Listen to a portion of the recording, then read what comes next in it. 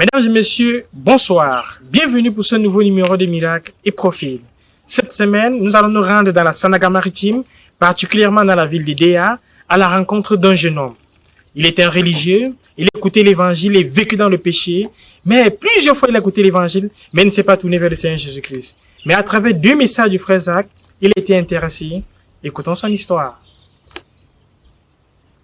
Je te louerai, je te bénirai tout le long de ma vie. Je t'invoquerai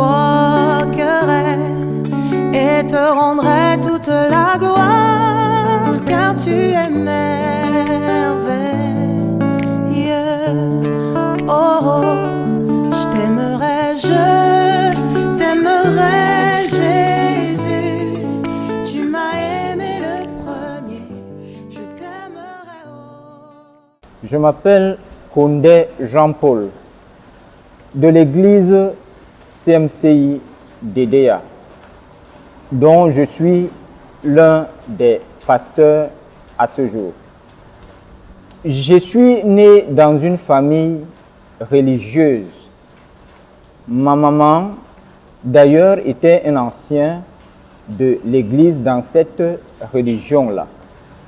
Et comme la plupart des enfants, je suivais maman dans son église, où à l'âge de 18 ans, j'ai été confirmé après le baptême dans la jeunesse du temps où j'étais encore un bébé. Je suis diplômé d'études supérieures de commerce depuis 1992. Comme tous les jeunes, j'ai vécu une certaine vie. J'étais avec des copines, j'étais avec des amis, nous jouions, nous montions et nous descendions et on se donnait à tous les plaisirs qu'on pouvait bien s'offrir. En 1992, je devais arrêter les études après le diplôme d'études supérieures de commerce obtenu à l'ESSEC de Douala, ville dans laquelle je vivais cette année-là. J'ai eu à avoir à côté de moi un beau-frère du nom de Songo Silas qui a épousé une de mes cousines, Madame Songo Evelyne. Les deux sont aujourd'hui missionnaires dans les pays musulmans. Ils sont venus dans la même ville et ils m'ont trouvé. Ils m'ont approché avec l'évangile. Je les ai bien écoutés. Après quelques séances que j'avais eues avec eux, ils ont rapidement passé la main à un autre jeune qui avait à peu près mon âge à cette époque-là. Aujourd'hui, je sais que c'est Marc Tamdja qui est missionnaire de la communauté missionnaire chrétienne internationale en République centrafricaine. Ils lui ont donc passé la main pour continuer l'évangélisation auprès de moi. Ce que je voudrais dire, c'est que quand bien même j'étais conscient de ce que l'évangile qui m'était prêché, les paroles qu'il me donnait étaient des paroles vraies que je vérifiais à chaque séance de rencontre avec eux dans la Bible. N'oubliez pas, je vous ai dit que je sors d'une famille religieuse, j'avais la Bible. Je prenais du temps à vérifier après eux à chaque instant toutes les paroles qu'ils prononçaient pour m'assurer que, effectivement, ces paroles-là sortent de la Bible. Et j'étais toujours convaincu qu'ils ne me trompaient pas chaque fois que je faisais cette gymnastique après la rencontre. Mais, dans mon orgueil, j'avais endurci mon cœur pour ne pas me repentir. Non, il n'était pas question pour moi de me repentir. Je ne l'avais pas fait. Comme tous les jeunes, notamment pendant que j'étais encore étudiant, j'avais des copines et je pouvais me les échanger comme je voulais parce qu'à un moment donné, à l'école, nous avions même la bourse universitaire. Donc nous avions de l'argent, je pouvais me donner tous les plaisirs. Je ne fumais pas, mais j'avais commencé à apprendre à boire de l'alcool. Je me souviens qu'une, 2 ou 3 fois, je suis allé en boîte de nuit avec les autres jeunes. Je me donnais donc à tous les plaisirs qui pouvaient s'offrir à moi. C'est vrai, j'étais prudent, mais en réalité, cette prudence-là n'était que pour que je ne perde pas ma vie et que je ne meure. Mais je m'offrais tous les autres plaisirs sans tenir compte de ce que cela est bon ou de ce que cela est mauvais. Je me les offrais pour autant que je pouvais le faire. Donc je menais une vie en réalité qui était une vie contraire à ce que j'ai entendu lorsque ces gens-là, mon beau-frère et le missionnaire actuel qui est Mark Tamja, me racontaient de la Bible. Je savais que ma vie n'était pas une bonne vie. Je quitte mon pays, je quitte ma patrie, ma maison et ma famille. L'histoire de ma conversion remonte à 1992. Cette année-là, mon beau-frère Silas Songo et son épouse rentraient du Gabon. Ils m'ont rencontré avec l'évangile qu'ils m'ont présenté. Mais très tôt, ils ont passé la main à un jeune homme qui, en ce moment-là, qui avait pratiquement mon âge, du nom de Mark Tamja. Quelque temps après, mon beau-frère m'a invité à une réunion de l'église qui devrait se passer dans la ville de Douala, à Bepanda, un dimanche matin. Il est venu à la maison, ils m'ont pris et nous sommes allés ensemble dans leur voiture. Lorsque j'allais à cette réunion, et d'ailleurs quand elle m'avait été annoncée, je me suis dit, c'est l'occasion pour moi de trouver une faille, une erreur, qui sera dite par le pasteur qui officierait ce jour-là, pour leur dire finalement que vraiment votre évangile, l'évangile que vous annoncez n'est pas correct, n'est pas juste. Je voulais et j'étais déterminé absolument à trouver quelque chose qui ne devrait pas aller pour dire je ne peux pas écouter votre évangile et je ne peux pas non plus l'accepter. Lorsque nous sommes arrivés, nous avons trouvé que la réunion avait commencé. Oui, j'ai pris place. Le pasteur qui officiait parlait en anglais et il y avait un traducteur en français. Je ne sais pas comment cela s'est passé, mais toujours est-il, les premières paroles que j'ai entendues de lui étaient les suivantes. Et il demandait à l'assistance, imaginez-vous une seule fois que quelqu'un qui est de passage, qui sort d'un bar ou d'une boîte de nuit à l'heure-ci, et nous entend faire un peu de bruit comme nous sommes en train de le faire, parler comme nous sommes en train de parler. Et il vient, il lorgne, et il voit une personne qui a cette attitude, une autre qui est mal habillée, une autre personne qui a le visage froissé. Que va-t-il dire de nous? Souhaiterait-il venir participer à notre réunion, s'asseoir et nous écouter? Non. Il va dire, ah, ces gens-ci, ils ne sont que malheureux. Je préfère aller dans mon bar ou dans ma boîte de nuit où il y a de l'ambiance. Il s'est tu pendant un temps. Et après, quand il reprenait la parole, il a dit à une des personnes qui était assise devant, « Lève-toi. » Et j'ai vu un monsieur d'un certain âge se lever. Le pasteur a continué. Il a dit, « Une chemise dans cette ville de Douala, une belle chemise, à combien de francs on peut l'acheter? » Les gens ont donné des propositions de prix. Il a continué à demander un pantalon coûte combien? Les gens ont donné les prix. Une bonne paire de chaussures coûterait combien? D'autres personnes ont donné le prix. En fait, tout ce qu'il faut pour l'habillement, il a demandé combien ça coûte dans cette ville de Douala en ce moment-là et les prix lui ont été donnés. Tout calcul fait, pour être bien habillé, suivant les prix qui ont été donnés, il ne fallait pas dépenser plus de 12 000 francs. Et il a demandé, comment cela se passe-t-il que quelqu'un reste dans la saleté parce qu'il n'a pas pu s'acheter des habits et s'habiller correctement pour 12 000 francs? Il dit, c'est impossible. Il y a quelque chose à faire. Et cela ne peut pas être autrement. Il y a quelque chose qui se cache derrière. Et immédiatement, il a demandé, qui peut acheter à ce monsieur une chemise? Quelqu'un a levé le doigt et s'est porté garant de le faire. Et il en a fait pour la paire de chaussures qu'il fallait acheter, le pantalon qu'il fallait acheter, la cravate qu'il fallait acheter, et ainsi de suite. Et le monsieur, sur la base des promesses qui avaient été faites, avait été totalement habillé et nous applaudissions.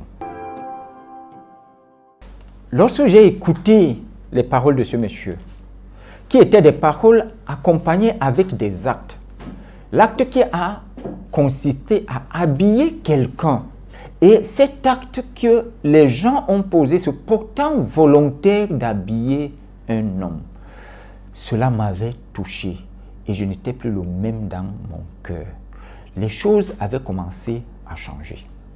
Ce qui fait que l'idée première que j'avais, de venir voir qu'est-ce que le pasteur là devrait dire, sur lequel je devrais m'appuyer pour dire que l'évangile qu'il prêche est un faux évangile, avait commencé à être détruit. Cette idée était pratiquement détruite par les paroles de ce pasteur et par ces paroles actives que j'avais suivies et que j'avais vues de mes propres yeux. Je n'étais plus la même personne qui est venue quelques 15 minutes avant pour prendre place à cette réunion. Environ 1 mois et demi plus tard, on m'a dit que le même pasteur devrait venir à Douala et j'avais été invité à la réunion. Mais pendant ce temps, je prenais du plaisir à aller dans certaines réunions d'assemblée, comme ils appelaient chez les Songo, quand j'avais le temps. Et j'entendais parler du pasteur Zach. Et un jour, j'avais demandé qui est ce pasteur. Et un de ses enfants m'avait dit que c'est celui qui avait prêché l'autre fois à Bepanda. Il s'appelait Zach Fomon. Le jour de la réunion à Bepanda, les Songo sont venus me chercher et nous sommes allés ensemble. Nous avons trouvé que la réunion avait commencé. Nous avons également pris place. Et j'ai fondu dans la foule qui était à l'intérieur de la salle. À un moment donné de sa prédication, j'ai vu le pasteur se taire, comme s'il avait changé totalement de sujet. Et il a dit, ce matin, au cours de ma méditation, le Seigneur m'a dit, tu as 3 paires de chaussures. C'est trop pour toi. Après l'avoir dit, le pasteur s'est calmé.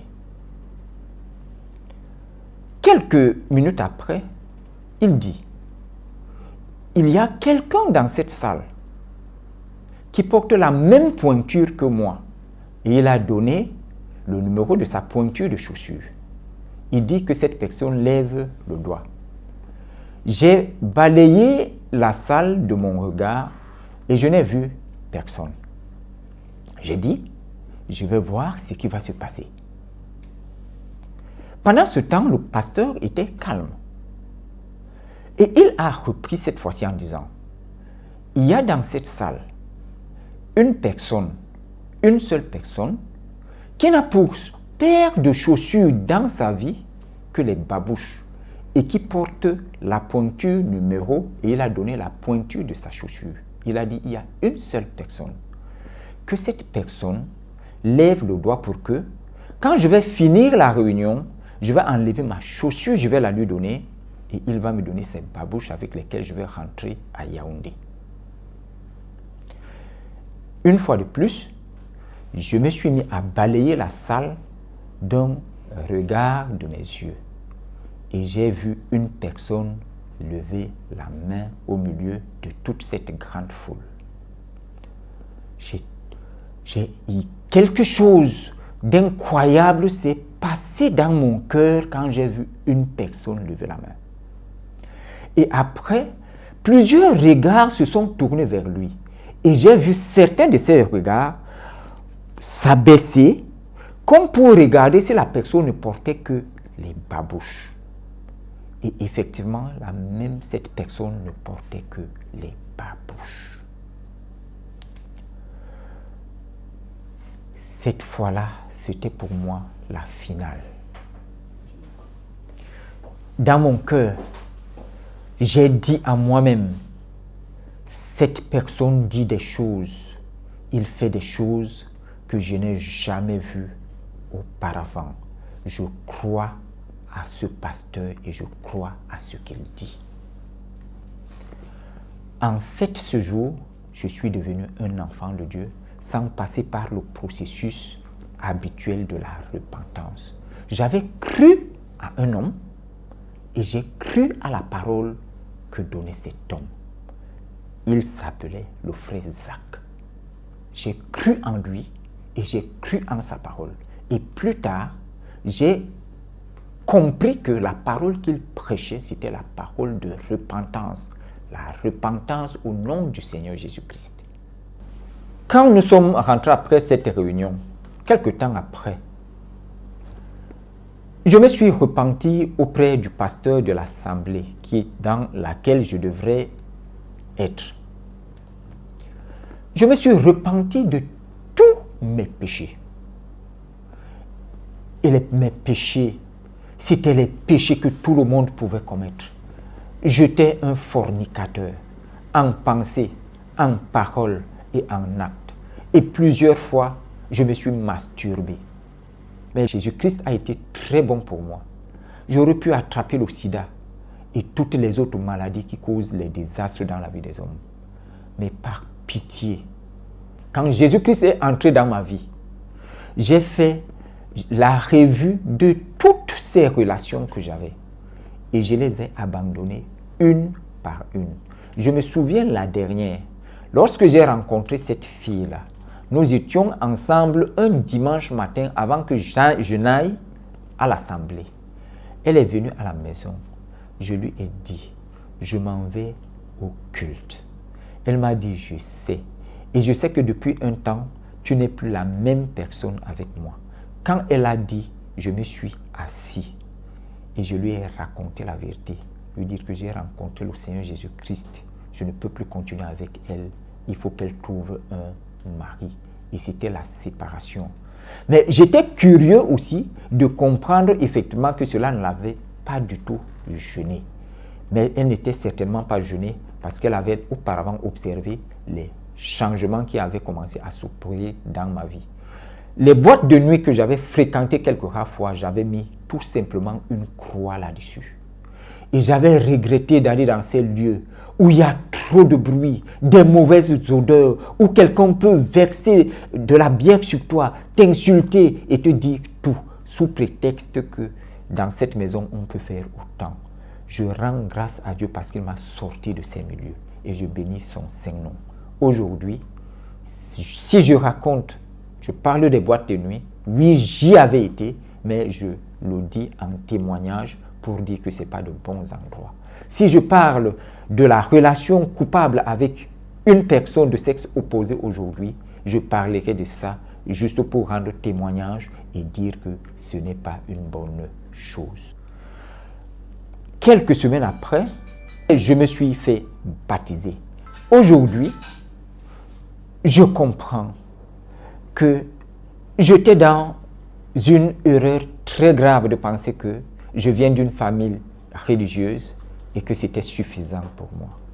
Aujourd'hui, je comprends que l'orgueil de la jeunesse que j'avais dans mon cœur, compte tenu de ce que je venais de sortir d'une très grande école, n'était qu'une erreur pour moi. Aujourd'hui, je comprends mieux la vie et je comprends mieux les choses que je ne le comprenais avant de recevoir cette parole que j'avais entendue ce jour.